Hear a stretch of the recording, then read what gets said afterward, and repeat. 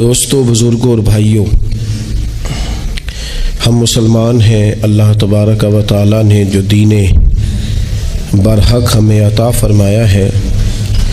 وہ دین ہماری تمام ضروریات کو پورا کرتا ہے۔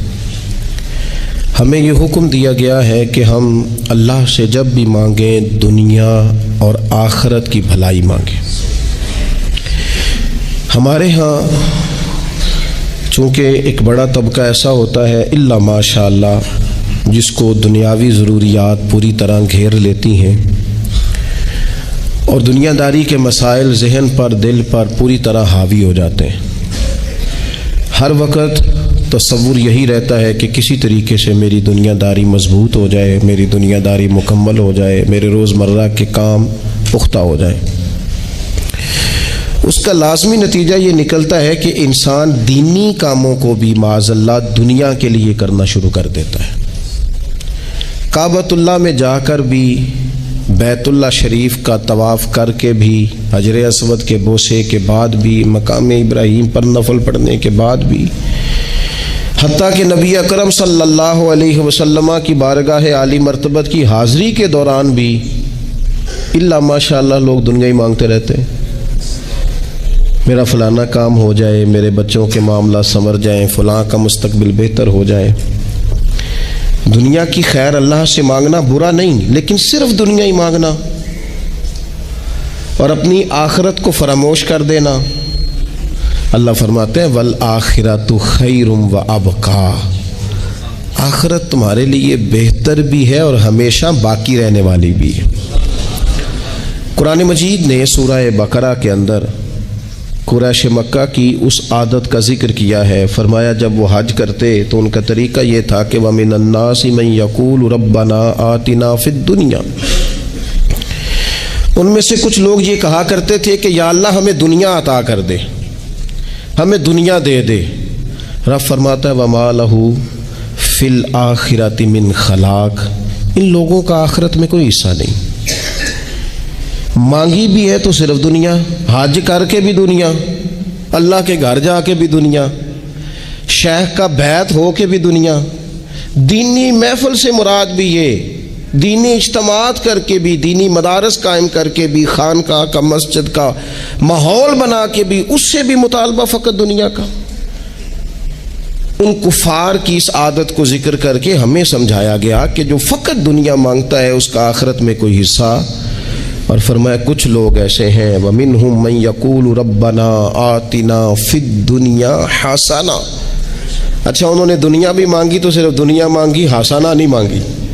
اور یہاں فرمایا کچھ لوگ ایسے ہیں جو رب سے کہتے ہیں یا اللہ ہمیں دنیا میں بھی بھلائی عطا فرما، دنیا بھی دے تو حسنہ دینا، وہ دنیا دینا جو ہمارے دین کو تقویت دے، وہ دنیا دینا جو ہمارے اعمال حسنہ کو مضبوط کرے، دینی معاملات کو تقویت دے، دنیا بھی وہی عطا فرما۔ اور ساتھ کہتے ہیں وَفِي الْآخِرَةِ حَسَنَةً، یا اللہ ہمیں آخرت میں بھی بھلائی ہی عطا فرما، وَقِنَا عَذَابَ النَّارِ، اور ہمیں دوزخ کے عذاب سے بچا، اولئک لہم نصیب مما کسبوا، فرمایا ایسوں کو ان کی کمائی ہی ملے گی، جو انہوں نے کیا ہے وہ خوش نصیبی انہیں ضرور میسر آئے گی، چونکہ دنیا بھی مانگ رہے ہیں، آخرت بھی مانگ رہے ہیں۔ ہمیشہ کوئی بھی کام کریں کسی قسم کا بھی، اس میں یہ دیکھیں کہ کیا اس میں میرے لیے کوئی ذخیرہ آخرت بنے گا، کیا یہ کام میری قبر میں، حشر میں، قیامت میں میرے لیے کوئی فائدہ مند ہوگا۔ میں بڑے درد سے عرض کرتا ہوں بعض لوگ دینی کام کرتے ہیں اور ان سے جب سوالات کیے جاتے ہیں تو وہ بعض اوقات تکلیف دہ معاملہ ہو جاتا ہے کہ اس دینی کام کے پیچھے بھی وہ والا خلوص نہیں جو ایک مسلمان کا رب اور رسول کے ساتھ ہونا چاہیے، اس دینی کام کے پیچھے بھی کچھ دنیاوی مقاصد موجود ہیں۔ تو اگر بڑی پگڑی اور بڑے جبے کے پیچھے بھی ایک دنیا دار چھپا ہوا ہو، لوگوں کو تو دھوکہ دیا جا سکتا ہے، رب اور رسول کو تو نہیں نہ دیا جا سکتا۔ وہاں تو دلوں کا خلوص ہی پہنچتا ہے، وہاں تو نیتوں کا حسن ہی پہنچتا ہے۔ تو اللہ تبارک و تعالیٰ سے جب بھی سوال کیا جائے دنیا اور آخرت کی بہتری کا سوال کیا جائے۔ ایک لفظ ہے حدیث پاک میں جس کو عافیت کہتے ہیں، ترمذی شریف میں حضرت سیدنا عباس بن عبد المطلب رضی اللہ تعالیٰ عنہ، آپ کی روایت موجود ہے، فرماتے ہیں میں نبی پاک صلی اللہ تعالیٰ علیہ وسلم کی خدمت عالی مرتبت میں حاضر ہوا تو میں نے عرض کی یا رسول اللہ صلی اللہ تعالیٰ علیہ وسلم، مجھے ایسی چیز بتائیں جو میں اپنے رب سے مانگوں۔ چیز مانگنی ہوتی ہے نا، بعض اوقات موقع ملتا ہے تو کئی دفعہ انسان امتحان میں آ جاتا ہے کہ اب مجھے موقع مل گیا ہے، مجھے کہا گیا کچھ مانگ لو تو بھلا میں کیا مانگوں۔ حضرت عباس بن عبد المطلب رضی اللہ تعالیٰ عنہ نبی پاک علیہ السلام کے پیارے چچا جان ہیں، عرض گزار ہیں یا رسول اللہ صلی اللہ علیہ وسلم، مجھے بتائیے میں اپنے رب سے مانگوں تو کیا مانگوں؟ تو حضور نے فرمایا رب سے عافیت مانگو۔ کہتے میں کچھ دن رکا، کچھ دنوں کے بعد پھر حاضر بارگاہ ہوا اور عرض کی یا رسول اللہ صلی اللہ تعالیٰ علیہ وسلم، مجھے بتائیے میں اپنے مالک سے مانگوں تو کیا مانگوں؟ تو حضور نے پھر فرمایا اللہ سے مانگنا تو عافیت مانگنا۔ بزرگ فرماتے ہیں یہ عافیت کیا ہے؟ عافیت یہ ہے کہ یا اللہ ظاہری پریشانیاں، باطنی پریشانیاں، اے اللہ ظاہر کے میل کچیل بھی دور ہو جائیں، باطن کے بھی دور ہو جائیں، اے اللہ ہر معاملے میں، ہر آزمائش میں، ہر دکھ میں ہمیں تیری پناہ نصیب ہو جائے۔ یہ عافیت ہے۔ اور صوفیہ کرام فرماتے ہیں عافیت سے بڑی نعمت کوئی نہیں اگر کسی کو میسر آئے تو، عافیت سے بڑا حسن کوئی نہیں اگر کسی شخص کو یہ نصیب ہو جائے۔ اور ایک اللہ والے نے تو ایک اور بڑا خوبصورت ترجمہ یہاں کیا ہے، وہ کہتے ہیں عافیت کا مطلب ہے دل کا قرار، عافیت کا مطلب ہے باطن کا سکون، عافیت کا مطلب ہے انسان کے مزاج کا حوصلہ، ٹھنڈک، بردباری۔ جس بندے کو عافیت نصیب ہو جاتی ہے گویا اللہ اسے سکون کی دولت عطا فرما دیتا ہے، تھوڑے پیسوں میں بھی سکون، بغیر شہرت کے بھی سکون، کوئی بات مان لے تب بھی سکون، کوئی دھتکار دے پھر بھی سکون، لوگوں کی گڈ بک میں ہو پھر بھی سکون، اور اگر لوگ سارے مخالفت میں آ جائیں تو چونکہ اللہ نے عافیت دی ہے پھر بھی سکون۔ اللہ تعالیٰ نے ان لوگوں کو قرار کی دولت، اللہ سے عافیت مانگی جائے،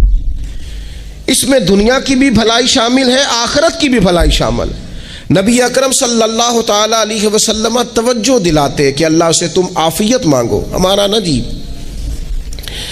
کیونکہ سب سے بڑا مسئلہ روحانی تربیت کا ہے۔ ہمارے ہاں باتیں ڈھیر سارے لوگوں کو آتی ہیں اور بہت زیادہ آتی ہیں، منصوبہ بندی کرنا، پلاننگ کرنا، اپنے معاملات کو خود سے کیسے لے کے چلنا ہے، کیسے ٹھیک کرنا ہے، اپنے حق میں دنیا کو کس طرح قائل کرنا ہے، یہ ڈھیر سارے لوگوں کو آتا ہے، اور اپنے حق میں دلائل کس طرح قائم کرنے ہیں، اس میں بہت سارے لوگ خود کفیل ہوتے ہیں، انہیں کسی سے مشاورت کی بھی ضرورت نہیں ہوتی۔ لیکن اللہ کی بارگاہ سے اپنا رشتہ کیسے جوڑنا ہے، مالک سے کرم کا سوالی کس طرح کر کے ہونا ہے، اللہ سے عافیت کا سوال کیسے کرنا ہے، یہ چونکہ روحانی تربیت میں ہمارا مزاج نہیں ہوتا لہذا ہم اس طرف جاتے نہیں، ہم وہ اپنی مرضی کی چیزیں، یعنی وظیفہ پوچھ کے گئے ایک صاحب، کچھ عرصے کے بعد آئے ہیں تو آ کے کہتے ہیں مولانا صاحب، پیر صاحب یا قاری صاحب یا فلاں صاحب، کسی سے بھی پوچھ کے گئے، کس چیز کو نیک آدمی جانا، پھر لوٹ کر آ کے کہتے ہیں کہ آپ نے وظیفہ بتایا تھا پر کام کوئی نہیں ہوا۔ تو میں تو صاف کہتا ہوں اور کھلے دل سے کہتا ہوں کہ بھئی وظیفہ آپ کو بتایا تھا کہ اللہ کی رحمت متوجہ ہوگی، خدا کی رحمت کو آواز دینے کے لیے وظیفہ دیا تھا، کوئی بھی وظیفہ رب کو مجبور تو نہیں نہ کر سکتا معاذ اللہ۔ اور وظائف کس لیے پڑھے جاتے ہیں کہ جلدی سے معاملات ٹھیک ہو جائیں، میرے حق میں چیزیں بہتر ہو جائیں، تو اللہ کی رضا کے لیے پڑھے جاتے ہیں۔ تو وظائف کو، عبادات کو، نوافل کو، تلاوت کو، درود پاک کو تو رضا الہی کا ذریعہ بنانا چاہیے، لیکن ہم چونکہ ایک پورا الجھاؤ رکھتے ہیں اپنی دنیا داری کے معاملات سیدھے کرنے، ایک پورا خیر رکھتے ہیں، وہ لوگ ملتے رہتے ہیں مختلف بزرگوں کی نسبت کے تعلق سے، تو بعض جگہوں پہ بعض لوگ بڑے تیز ہوتے ہیں، یعنی ان سے آپ کی ملاقات ہوتی ہے تو بندے کو محسوس ہوتا ہے کہ یار اسے تو پہلے ہی ساری باتوں کا پتہ ہے، اور کئی دفعہ ان سے ملنے کے بعد احساس ہوتا ہے کہ یار اس سے تو تھوڑا سیکھ ہی لیتے تو بہتر تھا، یہ تو بات بڑی آگے نکل گئی۔ سارا پتہ ہوتا ہے، باشعور ہوتے ہیں، لیکن ڈر آتا ہے اللہ سے۔ اتنا باشعور آدمی، سمجھدار، پنچایت، پریا، لوگ، دین، دنیا سارا پتہ ہے، نماز کا ٹائم